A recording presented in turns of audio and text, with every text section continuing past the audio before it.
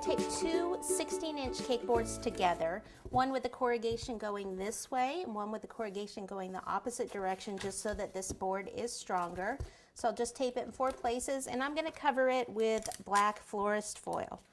And then we will attach our hat and our brim to this board.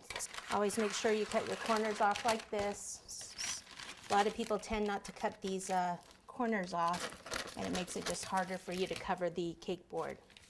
Okay, so we're just going to use regular old tape, cover this, and then we can start doing some of our fondant work. All right, so I have about 2 pounds here of green fondant, which is the satinized green, so I didn't have to color it, which is a plus. If you are going to color green fondant, usually use like a leaf green, sometimes add a tiny bit of black to it. Okay, now this is just pretty much for the brim that I need this much fondant for. And what I'm going to do though, I want it to, like I said, the brim's going to kind of come up on the sides. So I need something in the fondant that's going to let it dry a little bit faster. And that's tylose powder, which is an ingredient that we use in gum paste flowers. So what I do is I just take some of the tylose powder and this is how I roll. I just sprinkle it in here. You could do, if you want a better measurement, maybe like a teaspoon per pound, or I usually do even a little bit more than that. That's probably like a teaspoon for half a pound. And then you just start to knead that in. Okay, it will squirt out a little bit, but we'll end up picking it up like this. We'll end up picking all of that up. Now it really is best if you could wrap this up really tight and let it sit till the next day to do this, because then it'll be even firmer for you to work with. But if you're like me, you usually don't have that kind of time because we're always doing something last minute. So we're just going to do it like this, but it will dry faster for us. What I want to do is actually roll this out now, and I needed it to be about 12 inches.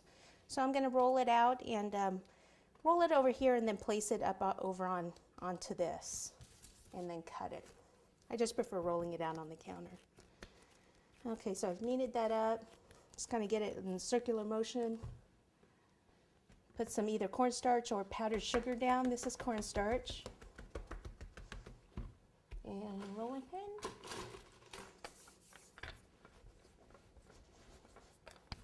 Just keep making sure that you can pick it up and move it. You don't want it to stick to the surface. Okay, I'm going to put some of this down here so it doesn't stick.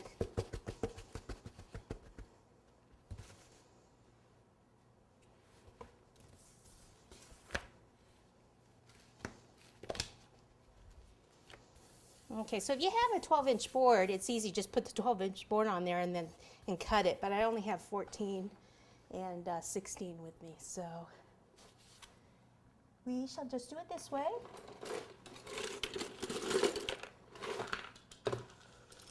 Okay, so find my first line.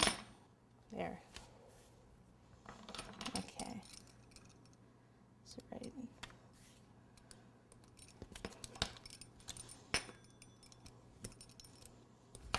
Just kind of get this one out of the way there, and then go right up to that line.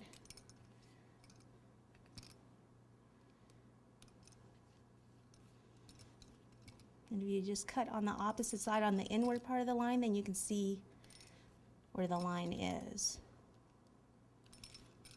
Okay, right there.